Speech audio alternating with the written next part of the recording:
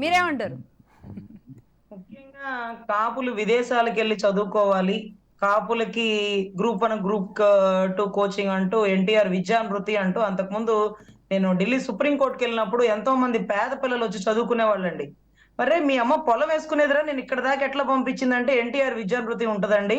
తద్వారా మేము ఇక్కడ దాకా వచ్చి చదువుకుంటాం అంటే సరే ఫీజు వాళ్ళు కడతారు, నెలకి రెంట్ ఎవరు కడతారంటే అటెండెన్స్ ని బట్టి ప్రతి నెల 10,000 హాస్టల్ కూడా ఇస్తారట.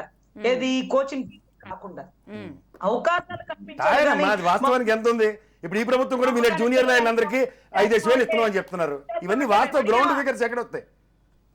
సరే సరే ప్రసాద్ గారు మా ముఖాలు ముష్టేస్తామంటే మేము అడిగామా? మాకు అక్కర్లా, మాకు కాపు రిజర్వేషన్ ఇవ్వండి, కాపు విద్యాభివృద్ధి. అదే కదా మొత్తగాడు రఘురామ్ గారు మీరు చాలా సార్లు చెప్పారు. మీకు ఇదే డిబేట్ లో మీరు సంక్షేమాన్ని ముష్టితో పోలిస్తే మాత్రం ఖచ్చితంగా నేను ఒప్పుకోను. ప్రజల అభివృద్ధి కోసం జరగవాలి.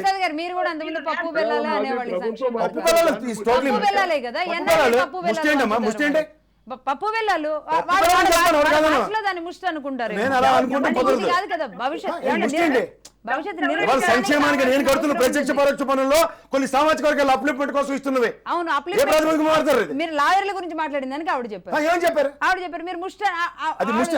10,000 ఇస్తే ముష్టి ఎలా అవుతుంది? ఈ 5,000 ఇస్తే ముష్టి ఎలా అవుతుంది? పిల్లలకి భవిష్యత్తు కోసం ముష్టి అన్న పదాన్ని విరమించుకోమనండి. భవిష్యత్తు కోసం ఇస్తున్నారు కదా. యంగ్ ఎంటర్‌ప్రెన్యూర్ లాయర్లకి 5,000 పెన్షన్ ఇస్తుంటే అది ఎంటర్‌ప్రెన్యూర్ స్కిల్స్ అప్లిప్మెంట్ కాకుండా ఇంకే అవుతుంది. రజనీ గారు మీరే ఉంటారు. ప్రసాద్ గారు ముష్టి కాదండి, పోనీ పప్పు బెల్లాలు నేను యాక్సెప్ట్ చేస్తా. ముష్టి అన్న పదాన్ని విరమించుకోండి. ఎందుకంటే సంక్షేమాన్ని దయించి ఆ విధంగా పోల్చకండి. ఇది 70 సంవత్సరాల స్వతంత్రంలో ప్రతి ప్రభుత్వం చేస్తూనే ఉంది. సరే సరే ఆగండి సార్. కాపులకి కార్పొరేషన్ కాదు మాకు కావాల్సింది, కాపు రిజర్వేషన్. కాపులకి విద్యా వినండి, మమ్మల్ని చదివించండి. కాపు హాస్టల్స్ లేవండి. ఈ రోజు ఊరంతా కమ్మ హాస్టల్, రెడ్డి హాస్టల్లే ఉన్నాయి. ఏ జిల్లాలో కాపు హాస్టల్ లేవు. ఏ నాయకుడు కాపు హాస్టల్ బీసీ హాస్టల్ చూసాం, ఎస్సీ ఎస్టీ హాస్టల్ చూసాం, కానీ కాపు కమ్మ సంస్కరణలు చేస్తున్నవి ఆ సామాజిక వర్గంలో అత్యంత మారదులు చేస్తారు. ఇక్కడ మాకు ఆర్థర్ గారు తెలుసు, రామారావు గారు తెలుసు, ప్రసాద్ గారు తెలుసు. కాపు సామాజిక వర్గం కూడా ఎన్ని సంక్షేమ భవనాలు కట్టారో నాకు తెలుసు. ఆ సామాజిక వర్గంలో ఉన్నటువంటి ప్రముఖులు అత్యంత మారదులు కట్టారు. వాళ్ళ పేరు కూడా చెప్తున్నాను సార్. వాళ్ళ సామాజిక వర్గంలో ప్రబుద్ధులు ఉన్నారు, మా దగ్గర డబ్బులు లేవు. ఎందుకు లేవు?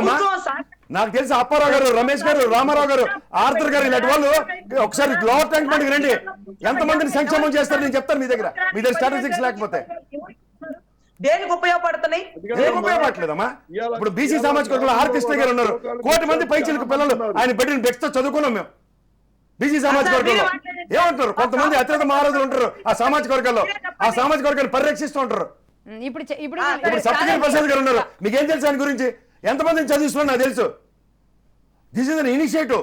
ఇంటెన్షనల్ గా కొంతమంది ఇనిషియేటివ్ తీసుకుని చేస్తూ ఉంటారు. ప్రసాద్ గారు ఎంతో మంది చేస్తారు అత్యంత మహారాజు. చెప్పిన పేర్లు అందరూ వాళ్ళే. అయినప్పటికీ కూడా ఇంకా అక్కడ సమస్య ఉందనే కదండి.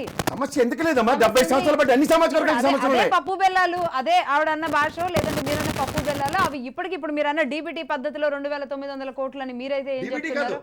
మళ్ళీ నేను చెప్తున్నాను, కాపు నేస్త్రం త్రూగా అందించిన అమౌంట్ అది. That's what I am quoting. Okay, Kapu Nestham. Prasad garu మీరు చెప్పండి. కాపు నేస్త్రం బాగా తెలియదా సార్? మీకు అర్థం కావట్లేదా? ఈ రోజు ఏం చేయమంటారు? మీకు ముద్రగడ గారు చేస్తున్న పని కూడా అదే కదా.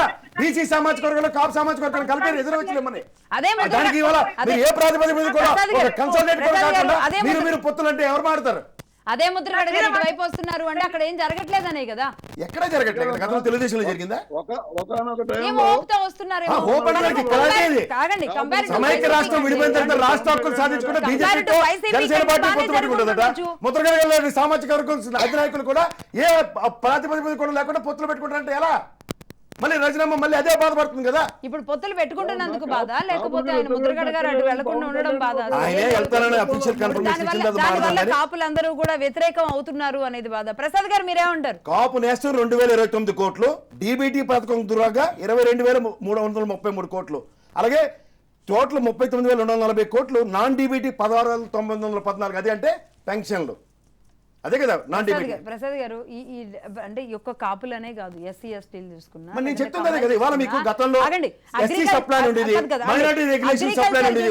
మైనారిటీ చూసినా ప్రతి దానికి వైసీపీ కనబడుతున్నాయి. కానీ అదే నేను చెప్తున్నాను. ఇవాళ మీకు రాష్ట్ర ప్రభుత్వాలు మోసగం పడుతున్న సెంట్రల్ గవర్నమెంట్ గురించి కూడా మాట్లాడి దమ్ముండదు. గతంలో బడ్జెట్ అలిగేషన్స్ లో ఈక్వల్ గ్రాంట్ కనుక మన స్టేట్ గవర్నమెంట్ ఇచ్చినప్పుడు ఎస్సీ ఎస్టీ సప్లైను మైనారిటీ సప్లైను గ్రౌండ్ అయ్యి ఇప్పుడు ఏం చేస్తారంటే రాష్ట్రానికి వాటా ఇవ్వమంటే రాష్ట్రానికి ట్రెజరీకి డబ్బులు పెడుతున్నారు, వెనక్కి యథా రాజా తదా ప్రజలు వెనక్కిపోతున్నాయి. అందుకని అప్లిప్మెంట్ దగ్గర లేనప్పుడు ఈ నవరత్నాల పథకాలుగా క్యాస్ట్ పరంగా ఎవరికి ఎంత వస్తున్నాయో లెక్కలు తీసుకొని మాడవలసి వస్తుంది. మేము గతంలో సాంఘిక సంక్షేమ శాఖ త్రూగా ఎంత వచ్చేది, ఈ కాప్ కార్పొరేషన్కి ఈ ప్రభుత్వం ఏం చేసేది, అవన్నీ స్టాటిస్టిక్స్ ఉండేవి. ఇప్పుడు ఎస్సీ ఎస్టీ సెల్ కానీ మైనారిటీ కానీ equal grant matching grants state government నుంచి పెడతారు చూడమనండి. ఎప్పుడైతే నీతి ఆయోగ్ వచ్చిన దగ్గర నుంచి అప్పుడు జరగట్లే. కాబట్టి సప్తగిరి ప్రసాద్ గారిని అడగండి. జరుగుతున్న వాటికి వివక్షకు గురవుతున్న రాష్ట్రాలను ఎవరు ప్రశ్నించబడట్లే. ఇవాళ సామాజిక ప్రశ్నించాలండి, ఎవరు సెంట్రల్ గవర్నమెంట్ ని ఎవరు ప్రశ్నించాలి? బడ్జెట్ లో state government allocations, central government allocations ప్రతిపక్షాల అధికార పార్టీయా ప్రజల ప్రజల తరపున ఎన్నుకోబడిన ప్రజాప్రతినిధులు వాళ్ళకి ఎందుకు ఇస్తున్నారు? అధికార పార్టీకి సంబంధం అధికార పార్టీ ఎక్కడ మాట్లాడలేదు కదా, మీరే లెక్కలు చెప్తున్నారు. ఇచ్చారు కదా, సెంట్రల్ గవర్నమెంట్ ఏమీ లేదు కానీ మేము ఇచ్చాము, ఇవి మా లెక్కలు ఇచ్చారు కదా. కానీ ప్రజలు చెప్పాలి కదా సమాధానం. ప్రజలు చెప్తున్నారు మీరే ఉంటారు. గతంలో ఏం చేశారు? వాళ్ళకి 23 సీట్లు ఇచ్చారు, మీరే ఉంటారు. 24 ఏమి ఇస్తారు చెప్తారు.